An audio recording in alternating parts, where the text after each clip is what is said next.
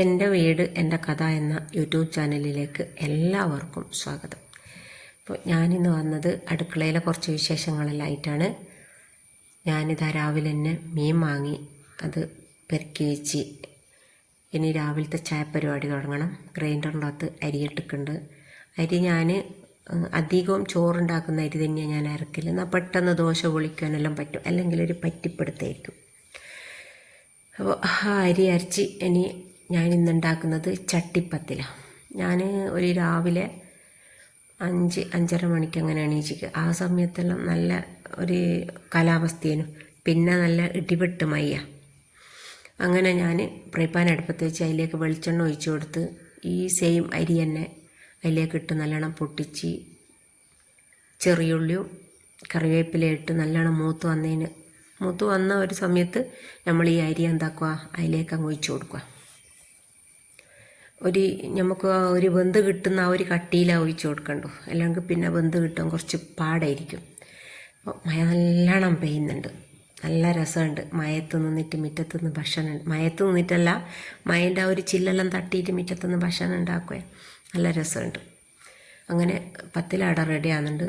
അപ്പോഴത്തേക്കിന് അരിക്ക് വെള്ളം വെക്കണം, അരി ഇടണം. അങ്ങനെ അരി ഇറക്കി അരിപ്പയിലിട്ട് കൊടുത്ത് ഇനി നമുക്ക് മീനുണ്ടാക്കണം. മീനായിട്ട് വേണം ചായ കുടിക്കാൻ. അങ്ങനെ അതിനുള്ള ചട്ടി അടുപ്പത്ത് വെച്ച് അതിലേക്ക് വെളിച്ചെണ്ണ ഒഴിച്ച് കൊടുത്ത് ഉലുവ ഇട്ട് പിന്നെ തക്കാളി, പച്ചമുളക്, ഇഞ്ചി, മഞ്ഞൾ, മുളക്, ഉപ്പ് ഇതെല്ലാം ഇട്ട് നല്ലോണം മൂടി വെച്ച് കുറച്ച് വെള്ളം ഒഴിച്ച് കൊടുത്തിട്ട് അതവിടെ നല്ലോണം വെന്ത് വരട്ടെ. എന്നാലാ മീനിട്ട് കൊടുത്താൽ അതിലേക്കെല്ലാം ഒന്നിങ്ങനെ ചേർന്ന് വരും. അല്ലെങ്കിൽ തക്കാളി വേറെ ഒന്നൊക്കെ ഉണ്ടാവും, മീൻ വേറൊരു സൈഡിൽ പോയി നിൽക്കുന്നുണ്ടാവും, അങ്ങനെയല്ലായിരിക്കും. നമ്മളെ പത്തിൽ ഒന്ന് വെന്തിട്ടുണ്ട്. ഇനിയിപ്പോൾ രണ്ടാമത്തതും കൂടി അതിലേക്ക് ഒഴിച്ച് കൊടുക്കണം.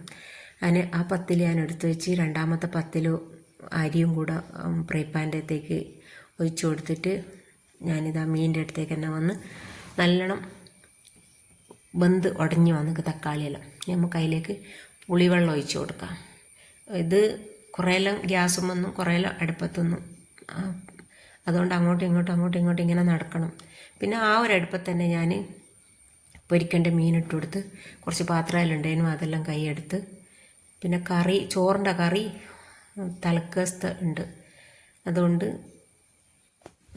കറി ഉണ്ടാക്കുന്ന ആവശ്യമില്ല.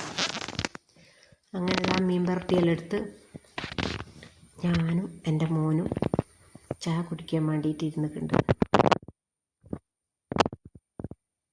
അങ്ങനെ ചായ എല്ലാം കുടിച്ച് പിന്നെ ഇങ്ങനെ പണിയുണ്ടാവും, എടുത്തുകൊണ്ടിരിക്കും. ഈ മീൻ ഇട്ടിട്ടാണ് ഞാൻ ചായ കുടിക്കാൻ പോയത്. വരുമ്പോഴത്തേക്ക് മീൻ നല്ലോണം ഉണങ്ങി വന്നിക്ക്. ഇനി ഇതെല്ലാം ഒന്ന് മൂടി വെക്കട്ടെ. ഞാൻ ചോറ് വെച്ച കുടുക്കുണ്ടല്ലോ, അത് ആ ഒരു സമയത്ത് തന്നെ നല്ലോണം തേച്ച് കയറ്റി ഈ അടുപ്പത്ത് അവിടെ വെച്ച് കൊടുത്താൽ കുടുക്ക നല്ലോണം ഉണങ്ങി കിട്ടും. ഇനി നാളെ അതിൽ തന്നെ ചോറ് വെക്കാം, നല്ലോണം ആറി വരും. തലേന്നത്തെ കറി ഇന്നത്തെ മീൻ പുരട്ടിയതാ പൊരിച്ചതാ ഇതെല്ലാം നല്ലോണം ഇവിടെ മൂടി വെച്ചിട്ടുണ്ട്. ഇനിയിപ്പോൾ അതെല്ലാം ചോറിൻ്റെ സമയത്തേക്കാൻ വേണ്ടു. ഇപ്പോൾ എന്ന് പറയുന്നത് ഒരു 9-9:30 ആകുമ്പോഴത്തേക്ക് ഈ പറഞ്ഞ സാധനം എല്ലാം ആയിക്ക് പണിയെല്ലാം തീർന്നിക്ക്. പിന്നെ അടിച്ചു വാരലും പിന്നെ എന്ത് പറയാനും, അടിച്ചു വാരണം, മടക്കിയിടണം. ആകെയിൽ ഞാനും ഒരു മോനും ഉള്ളൂ. എത്രയാണ് മടക്കിയിടാനുണ്ടാവുക, എത്രയാണ് ബെലിച്ചിട്ടൊക്കെ ഉണ്ടാവുക, അതൊന്നും പറയാത്തേ നല്ലത്. ഇതെല്ലാം മടക്കിയിട്ട് ഒരുക്കി അടിച്ചു വാരി അടുക്കളയിലെ തണയിലൊന്ന് അങ്ങ് തുടച്ച് സെറ്റാക്കി